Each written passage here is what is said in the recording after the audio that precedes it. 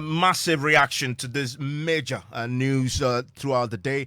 Let's start in Parliament, where this has become a subject of some heated controversy. My colleague, parliamentary correspondent Kweku Asante, joins me on the telephone line right now. Kweku, this is coming a day after the former president, John Mahama, the last president to take us to the IMF, had actually recommended same, but also stated that the current finance minister could not be in charge of any solution to the current economic crisis. And I see that in Parliament today, reactions from the minority side has been re-echoing that point. Right. Evans, you will hear from Isaac Adongo, MP for Borges Central, who's been making the case for an immediate dismissal of Ken Ofori-Atta. He says that Ken Ofori-Atta, given his insistence and given his posture that the country was not going to seek an IMF bailout, is not the person to lead the country to seek that support. And he wants the president to crack the whip on him immediately. You recall the Census Consensus provided a working document through which government would negotiate on the position from a position of strength, but we knew what we wanted. These guys are going to IMF at a time they basically don't have anything, no blueprint.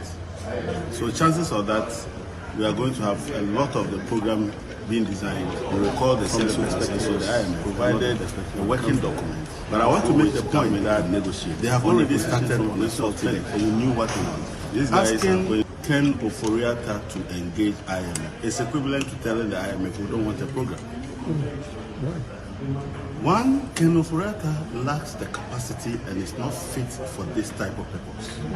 Ken Ofori-Atta should be fired immediately with that communique in order to give assurance and comfort to the negotiating parties that Ghana is serious at having a program. Charles Edoubuahi should follow in tow. The Ministry of Finance at this moment in time need a complete upgrade from the people who are currently sitting there in order that we have credible leadership to engage the IMF and come up with a program. The same man who the president has directed to engage the IMF to go and say what? That we are no more a sovereign country, that we are no more a proud nation, that the people who said they should go to IMF are now not naysayers, that he's not a naysayer because he has come. So the president is playing games. He seems not to understand the doldrums from which they've got the economy. I would wish that the government show clear commitment that it is ready to have an IMF program that will be to the benefit of the people of Ghana, and that we are putting our best foot forward. The man they've asked to go and negotiate with IMF should not be nearer any process of negotiation. He and Charles Edoubuahi are the reasons why we are where we are. And the president will give himself a chance at having a program that is acceptable to all stakeholders. If Ken Ofori-Atta and Charles Edoubuahi are announced as not being ministers by mid-May. And Kweku, as we've expected, there is so much material now in the recent history, the last 5 years, that some of the minority members are using now against this government and some of his key appointees, including the vice president himself, who was very vociferous, criticizing the former government under John Mahama when they decided to go to the IMF. Yes, Evan, the Ningo Pram MP, Sam George, is taking particular aim at Vice President Dr. Mahmoud Bawumia, who in 2015 said that the NDC were heading to the IMF because they had simply failed to listen to advice and they had taken on a Yentie Obia posture. Sam George says the Vice President has led an incompetent economic management team and is leading the government to its failure to the IMF. Let me just read for you a post by Dr. Mahmoud Bawumia on the 24th of March 2015. Mr. Chairman, and he made this at the Distinguished Speaker Series that he held, IMF bailout, will the anchor hold? Mr. Chairman, the IMF bailout was totally avoidable if the government had listened to sound advice from many quarters much earlier. But government refused to listen. They believed in their own propaganda and said, ENTOBR, we won't listen to anyone. When government was cautioned about the scale of borrowing, the government responded that they will borrow more. Now that their propaganda has been exposed by economic reality, they are forced to listen to the IMF. We've moved from ENTOBR to Yebeti IMF Nkwa, Dr. Bawumia, 24th of March 2015. He was prophesying about this administration. When we warned them, they didn't listen. They borrowed. The Mahama administration that borrowed, you could see items and you could see projects that they borrowed for. You could see the roads, you could see the interchanges, you could see the hospitals, the schools. All that Bawumia and his boss Akufo-Addo have borrowed. Have you seen anything? Now they will listen to the IMF.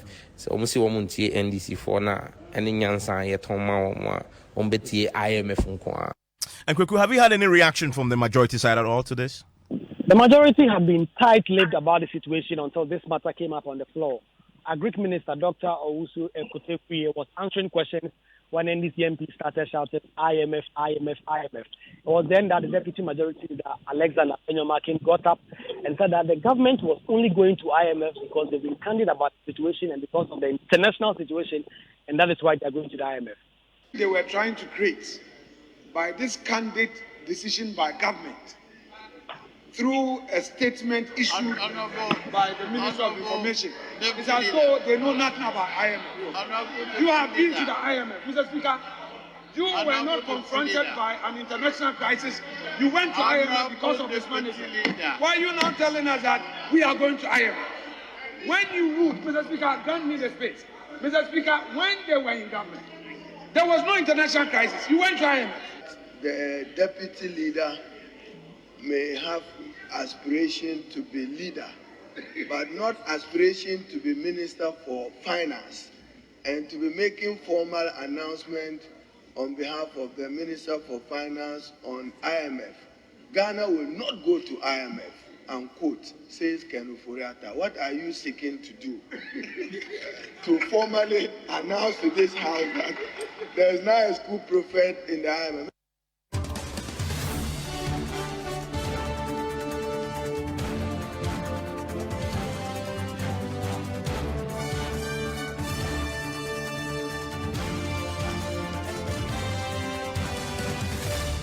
I mean, let's analyze this a bit more and its implications for the economy. Professor Lord Mensah is with the University of Ghana Business School. He's an economist and joins us on the telephone line right now. Prof, thank you for the time. You're on Top Story. Yeah, good evening, Evans, and good evening to our listeners. Stay with me, Prof. In the studio with me right now is a former deputy finance minister at the last time Ghana went to the IMF under the John Mahama administration. He's also the ranking on the Finance Committee in Parliament, Dr. Kesela Tofosing. Dr. Tofosing, thank you for the time here. Thank you very much. I mean, it's good to have you because you were the last, government to go to the IMF, and you were directly at the helm with your boss then, Setekbe, when we did go. Today, after years of back and forth, Ghana is finally back or going to the IMF. Your reaction? Evans, thank you very much. And let me say that this is a decision that for me is too little, too late. This decision should have been taken 12 months ago. And that is why I've been consistent in telling the government that they should do what is needful for the Ghanaian economy. Evans, I say this because clearly our economic situation was not as bad as we are seeing today 12 months ago. In fact, 12 months ago, our unsustainable debt was not as precarious as we see today. Again, our international credit rating was not as terrible as we see today 12 months ago. 12 months ago, our international investors had not lost that so much confidence that we see today. Unfortunately, today is bad. 12 months ago, inflation was not as terrible as we are witnessing. And most importantly, our reserves position 12 months ago was far better than we are seeing today. In fact, our balance of payment deficit for the first quarter 2021 was $430 billion. In the first quarter 2022, our balance of payment deficit is almost $1 billion, apart from all the money we have received. So the situation would have been better 12 months ago. The government has waited too much, too long, and that is my biggest worry. And let me say that as a result of the fact that they have delayed in taking this decision, is going to cost the nation. It's going to cost the nation because you recall that at the time Ghana took the decision to do an IMF program, all what we required to do was to signal investor confidence and to consolidate the fiscal through fiscal adjustment. Today, you need to do one thing more. That is what was not actually in the 2015 program, but it is here today, is the fact that our debt is unsustainable. So what means is that you will have to first ensure that your unsustainable debt becomes sustainable, then you get an IMF program. So for me, that you expect that to be a condition. Oh yes, for us. So I mean, it is obvious that is what is going to happen. It is very easy announcing an IMF program, but the main job is for you to ensure you get a program. So what you're suggesting is that simple. It isn't automatic that because the president has directed the finance minister to start the conversation that they are guaranteed an IMF program. No, it's not. The IMF first of all will have to sit with you and negotiate with you. And after negotiating with you, the two of you will have to come into some understanding where we'll put it in a Memorandum of Economic and Financial Policy, MEFP. That should be signed by two governments and between government of Ghana and then the IMF. At that point, that is when we can say we have a program. We have seen countries that they have announced an IMF program, but has taken them years to get a program. A typical one is the Zambia. You've seen the issue, what happens in Zambia. You've seen recently this country, what's the name? Sri Lanka announced an IMF program. They're still struggling to get the IMF program. This is because they waited a bit too long.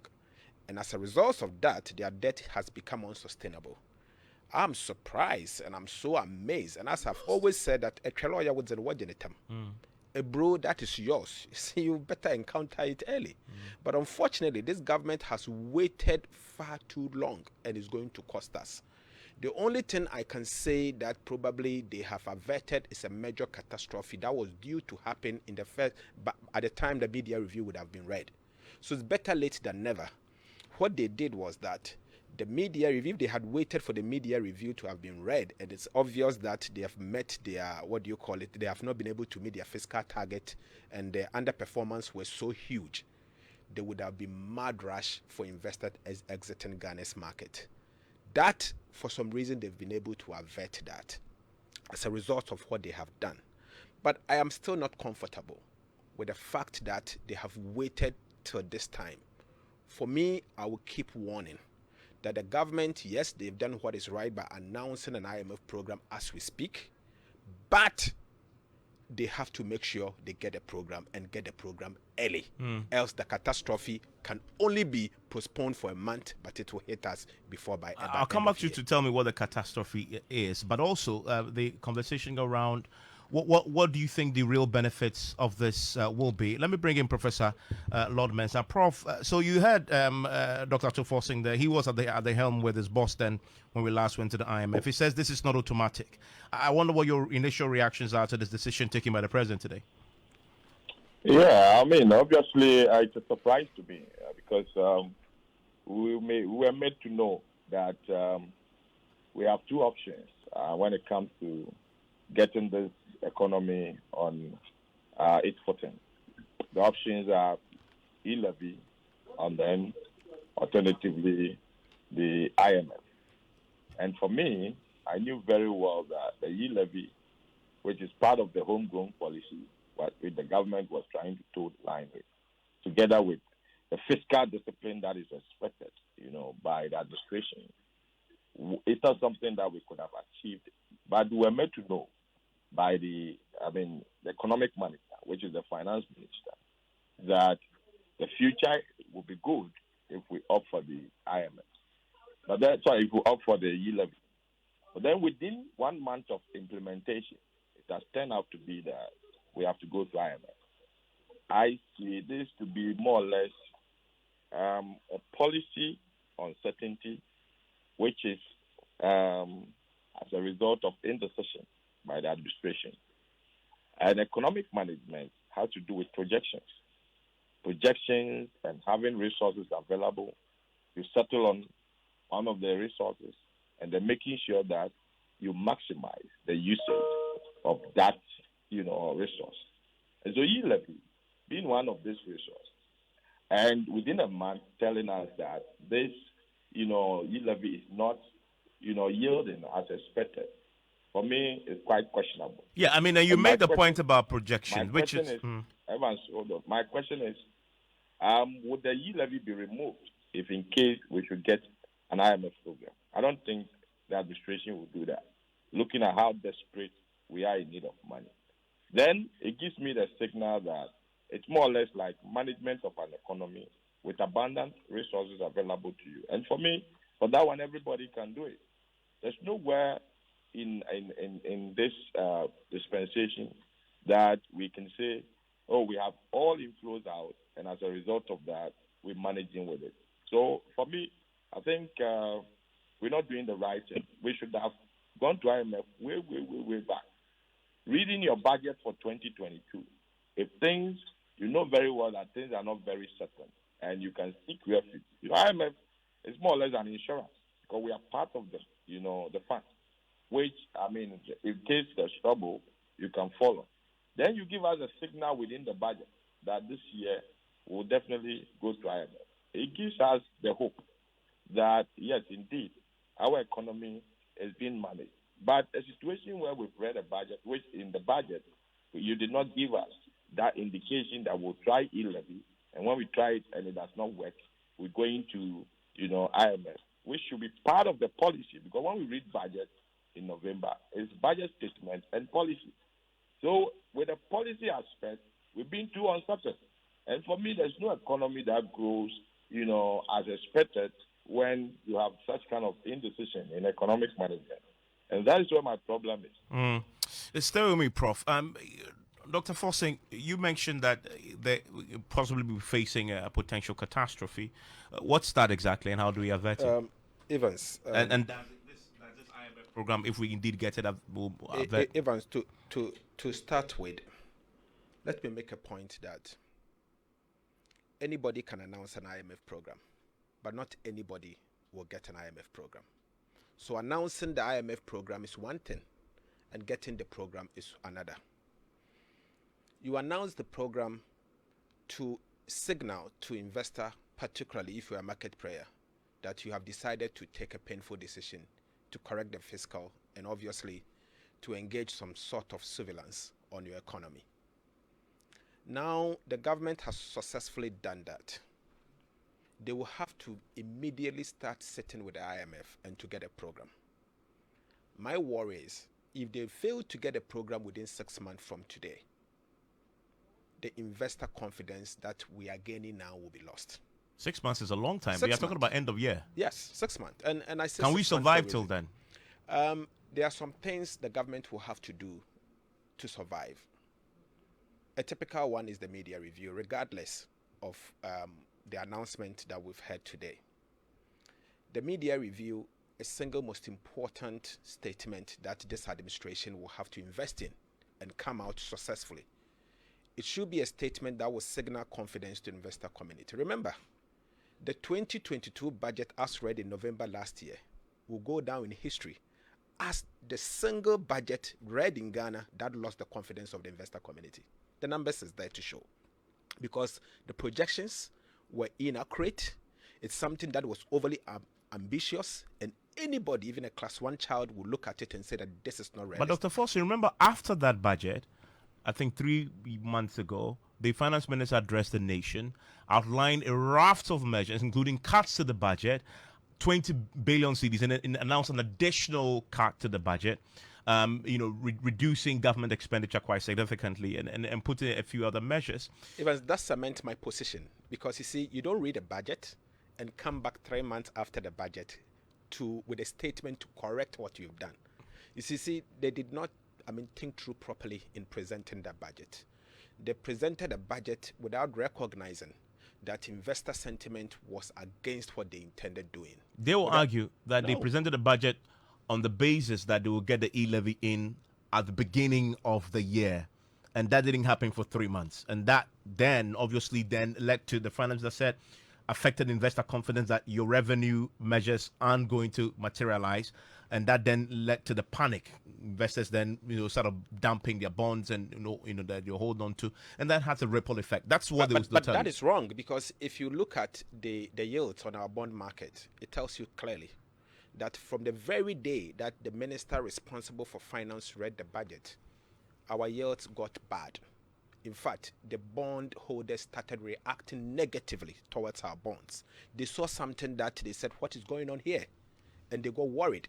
So it is not the e-levy. At the time, they had actually presented the e-levy in the budget statement. True. No one had opposed the e-levy, or the e-levy had not even been presented. But you had given signals that you were very categorical. That alone does not mean that the e-levy was not going to go through. So investors saw the budget, and as I've said, that in the history of Ghana, the 2022 budget will be remembered in future as the budget that lost the confidence of the investor community. And no doubt about it, the numbers are there to prove, and nobody can challenge me. What we need to do is that the 2022 media review must correct that impression. By doing what exactly? It must correct that impression. Now it has the IMF, lurking in the background. How much of a difference will that make? This announcement today, how much of a difference will that make? Okay. Before we even talk about the money that might come in, just the feel-good factor. Exactly. I mean, by merely announcing IMF today, I've seen Ghana's Eurobond yields actually rallying or doing better. Some has recovered as much as 8% and 9%. I've seen one recovering about 10% by just announcing that. So, as I've said, that will give you immediate relief, some confidence from the investor. Credibility. Credibility. Immediate credibility. And that's what we've seen. We've seen the credibility from day one after announcing this. I don't know of a budget policy or a media statement that will immediately correct that after announcing a policy of this nature. So day one, we've seen something. But as I've said, announcing it and not following through to get a program will mean after 6 months, things will get bad. So government will have to make sure that they engage with the IMF in good faith, do what they have to do, address the unsustainable debt situation, and engage in proper fiscal adjustment that will benefit the ordinary Ghanaian. That is what I ask the government to do. But Evans, to conclude on this matter, this government have done themselves in. They should have taken an IMF program back in 2021, immediately after the elections. Any economic watcher would see clearly that Ghana was ripe for a program at the time. They decided to hold on because of politics, not in the interest of the nation. I watched for 3 months and saw that the government was not ready to do what they had to do. And that is why I started pushing and telling them that do what you got to do. Forget about the politics and the empty pride that you talk about. Go and confront the problem head on. Today, look at what they've done to the nation. They have messed our economy up big time. Unfortunately, as a result of their delay, we are going to spend a lot more time in fixing it. And I want to say, the Ghanaians must brace ourselves for difficult decisions going forward, starting from the day that the announcement. Because the IMF will be holding the king now. It is not going to be easy. We'll be holding the whip now. It's not going to be easy. The fiscal consolidation alone will not solve the problems that we have. Now we have to deal with the issue of unsustainable debt. I throw it to government to come out with a credible plan in addressing our unsustainable debt. Our debt to GDP is hitting 80%. In fact, it's 80% if you add ESLA and others to it. 80%. And I'm asking you factually. So this is the situation. That when the president took office, he announced that government's plan is never to exceed 60-65% to GDP. Yes, unfortunately. Debt. In a rebased economy, we are 80%. Yeah. And we will be going to 90% if care is not taken by the end of next year. Your colleague, chairman on the finance committee, Kweku Kwarteng, who himself was a former deputy finance minister in Akufo-Addo's first term, is on the telephone line with me. Mr. Kwarteng, thank you for your time here on Top Story. Okay, we lost him. Let me bring in Professor Lord Mensah. Prof, so we've talked about the immediate benefits, but in terms of, we also need cash urgently. If Dr. Tuforson says it's possibly going to take us 6 months to negotiate this, is that time frame something we can accommodate, and how much do we really should be asking for from the IMF? Well, I think it all depends on our books and what the economic structure dictates to IMF. For now, over the past few months, I think we've been struggling with the type of data that is being presented to the public when it comes to our economic indicators. So calling for IMF, I think the true picture of the economy must be presented to them. And by so doing, they'll be able to determine, where to press the button when it comes to fixing our fiscal, issues. But then also, let's understand that the structure of the economy, as we presented earlier, when we went to IMF in our, last few years, is different from the type of economy we are witnessing now. Now, this is an economy that has been struggling over the years when it comes to, liquidity, funds flow to the private sector, funds flow to individuals.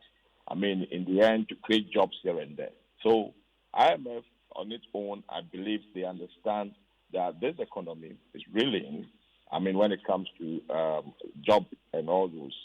And so effectively, I believe in terms of the restructuring, they will ensure that government tones down, its aggressive expenditure. And by so doing, it will reduce the borrowing that the government has been doing, across using T-bills and all. But Prof Mensah, that's the point, though.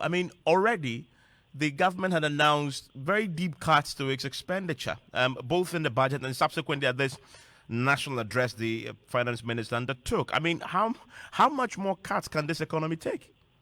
Yeah, for the fact that, government, has announced the expenditure cut and also turning to IMF, gives you the signal that the government itself does not believe that on their own self-discipline, they can hold on to this expenditure cut.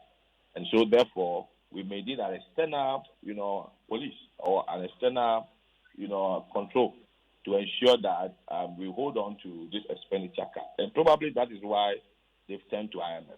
But my worry is the uncertainties that we've created over the years as far as, the shifting of our policies are concerned. That will not speak well of us when it comes to, winning the heart of the investor into our environment. We should understand that every single decision that government takes, somebody is watching, and that will dictate whether the person will bring his money to our environment or not. So, Evans, I can't tell you the exact amount the IMF needs to pump into our environment. But then in the end, when IMF comes in, they're going to keep us in line, tone down our appetite for borrowing, ensure that we reduce our budget deficit, and then we can stay within our, the confines of our generation of revenue. But then let's also appreciate that we used to have, before we exited IMF, somewhere in 2019, 2020, the government, brought up what we call the Fiscal Responsibility Act. We could not follow it through. The COVID came in, the finance minister went back to Parliament for a review of this act so that we can go all out to borrow. And that is when we pushed our budget deficit to around 11%. And through this 11%, we started borrowing anyway, anyhow, and brought us to this level where we have to revert back to IMF. But if we were to go to IMF, we should have gone to IMF at least just at the entry of, this year from January. And very quickly, will this, if indeed we get it at the end of the 6 months, will this solve our problem and get us out of the crisis? Is this a solution? Well, Evans, it will not solve the problem immediately. We're not going to get the economy that we used to know. However, like I said, it's going to tone down the government's appetite for borrowing, therefore bring down some of the interest rate structures we have in the economy. And out of it, we may have some kind of, relief. Because governments over the years seem to adopt that kind of aggressive economic management, which is an economic management that you normally position yourself to when you anticipate a good growth. Because if you read our budget, you look at our budget numbers, over the years, government has been increasing expenditure. And any country that reaches budget and keeps on increasing expenditure tells you that they anticipate a huge growth. But this expenditure growth was not building up, into the economic growth that, we were seeing. And that is why I believe, even if the economy was growing, we're just seeing it with the GDP numbers. But the reflection of it in the people's life was quite, problematic, which I always used to say that our economy was hanging without necessarily descending to the people. And so, Evans, going to IMF will shape us in line. And over time, I think will be better. And then, okay, thank you very much, Prof. Dr. Forsing, it comes down to the question I just asked: will this solve the problem? Evans, let me say this, and I'm sorry I've not said it earlier. The IMF does not lend to a country that has an unsustainable debt, and you can find it on the internet. Okay, so under the Articles of Agreement of an IMF program, they cannot lend to a country that has an unsustainable debt. If we had gone 6 months ago, our debt was somewhat sustainable 12 months ago. Today, our debt is clearly unsustainable at the levels that we see with revenues and everything. If you go to an IMF program now, we have announced IMF program, what the fund will do is they'll be ready to accept you. And they will expect that you first of all deal with your unsustainable debt situation before they can actually take you on, before they can lend to you. The fund will give you, say, 3 billion. From the numbers that I've seen and we've done the calculation, you get like 3 billion for the entire 3-year package. But they will not give you the money until your debt is sustainable, because they need to be able to repay that debt and for them to be able to use it to give to another country. So it's not free. It's not free money. And it's the only thing is that it's concessional. So it's cheaper. It's cheaper. Okay, and they will guide you to do what is, and it comes with a lot of credibility, and so there will be others that will take advantage of it, and your economy can blossom. The key question is, can Ghana go through that currently that we have an unsustainable debt to where we'll get to a sustainable debt within 6 months? It's a big question. I don't think we'll get a program within 6 months. In fact, if we say 6 months, it will be very ambitious. Probably it will be over 6 months. So it is up to the government to do what is right. Announcing the IMF program, anybody can announce an IMF program, but not everybody can get an IMF program. The two are not the same. But in the interim, with the goodwill and credibility that they may get with this announcement, our debt might become cheaper. They can restructure, can they not? Exactly. They can restructure the current debt and possibly reduce the... Exactly. So that's why I'm saying that government must ride on the announcement that has been made and ensure that our debt becomes sustainable so that the IMF program can come on. In fact, at the time that we went to the IMF program, our debt was sustainable. It took us 6 months to get a program. You can check the dates. Yeah, I think slightly more. Okay, so in this case, it will be more. And that is one major thing that was not there at the time we took the Ghana to IMF in those days. Today, it is worse as a result of government recklessness in borrowing. And I've cautioned against this days, every day in Parliament. Today, as we speak, they are still bringing the debt. The debt keeps coming. So that's where the problem is. And finally, this is going to come before Parliament, because in the mid-year, the finance minister will formally, announce it to Parliament. Will your side support what it needs to take to first, meet the conditions to get the thing? There's the support and whatever else will come with the conditions. Evans, I can assure the nation that the NDC minority will do whatever it takes to secure the economy of this country. For us, that is important.